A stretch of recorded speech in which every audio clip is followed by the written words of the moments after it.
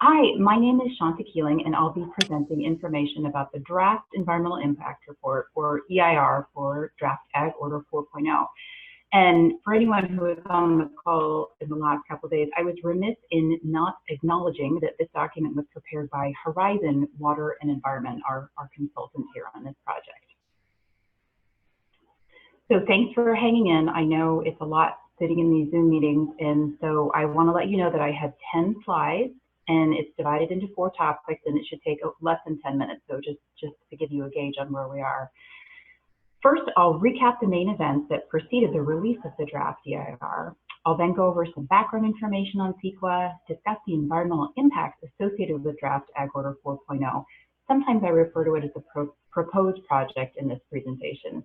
And then I'll discuss alternatives to draft AgOrder 4.0. This slide is a reminder of some of the events that have happened preceding the release of the draft DEIR. In February 2018, we published an initial study. Because we were going to prepare an EIR, preparing an initial study was not a requirement of complying with CEQA in this case. Nevertheless, we felt that providing the public with some initial ideas on where we anticipated environmental impacts would be helpful in soliciting early public engagement. In March 2018, we held 4 CEQA scoping meetings throughout our region to solicit input from stakeholders. In April 2018, the public comment period closed, and we received 3 letters that provided comments on the initial study. These letters were from California Department of Fish and Wildlife, California Farm Bureau Federation, and Grower Shipper Association.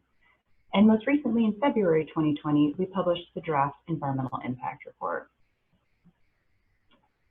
I have 3 slides here on some background information on the California Environmental Quality Act, otherwise commonly referred to as CEQA.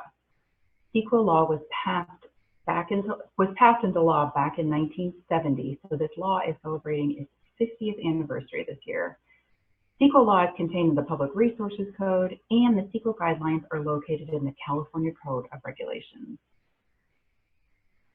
CEQA's main objectives are to develop and maintain a high-quality environment now and in the future, take all action necessary to protect, rehabilitate, and enhance the environmental quality of the state, identify ways to avoid, reduce, and prevent environmental damage by requiring mitigation measures and alternatives.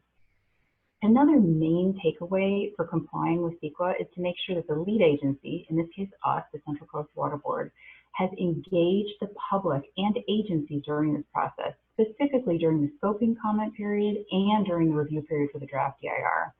Additionally, it's important that the lead agency has disclosed to the public the reasons why they would approve a project if significant environmental effects are involved.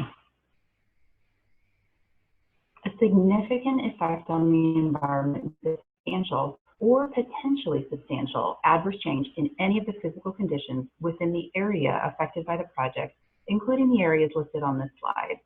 It's important to note that a change applies to the physical environment. For example, an economic change in itself is not considered an environmental impact. A change in economics would only be considered an environmental impact if that change resulted in a physical change in the environment. The only area that we identified significant and unavoidable environmental impacts is in the area of agricultural resources, specifically the 2 areas shown on this slide. Due to the known potential conversion of certain types of farmland from compliance with AgOrder 4.0 setback requirements and the lack of feasible mitigations to lessen these impacts to less than significant, this impact would be significant and unavoidable. Also related to setback requirements, there is a possible conflict with existing zoning for agricultural use or a Williamson Act contract. Even though we decided this was a significant and unavoidable impact, the California Department of Conservation's Division of Land Resources Protection communicated to us that prevailing case law states as long as 50% or more of the land under a Williamson Act contract is in agricultural use, the remainder can be used for open space. While it's rare that the riparian setback requirements would result in more than 50% of a specific ranch's land under Williamson Act contracts being converted to riparian or open space uses, this possibility cannot be entirely ruled out. As such, this impact is considered to be significant and unavoidable.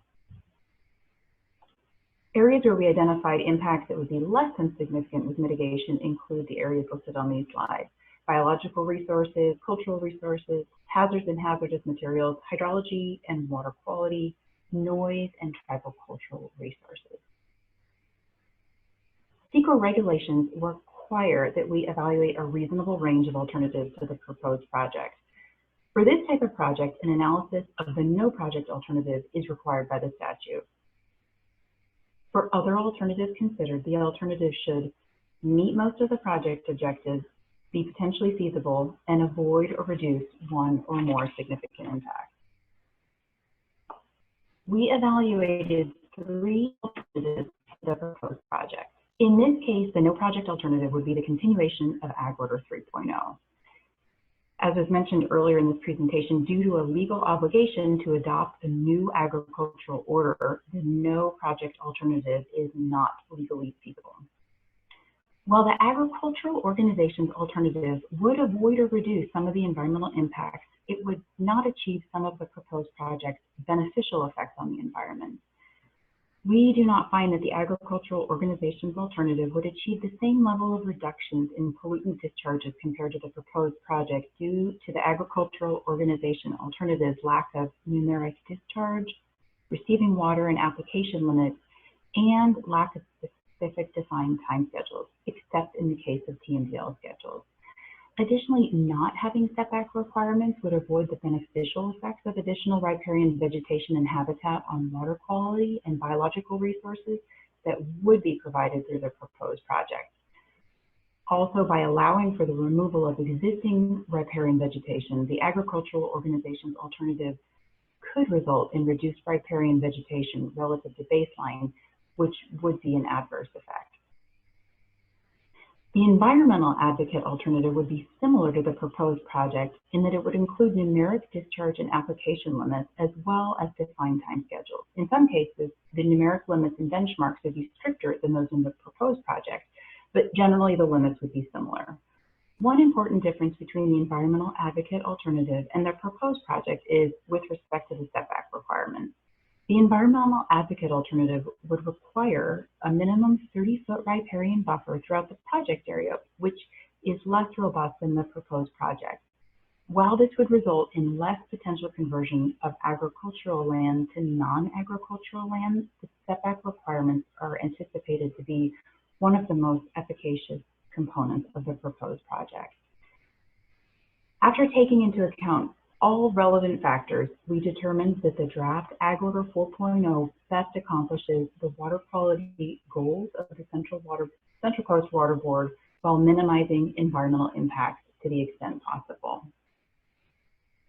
Thank you for your time, and if you have any questions, I'm happy to answer those at this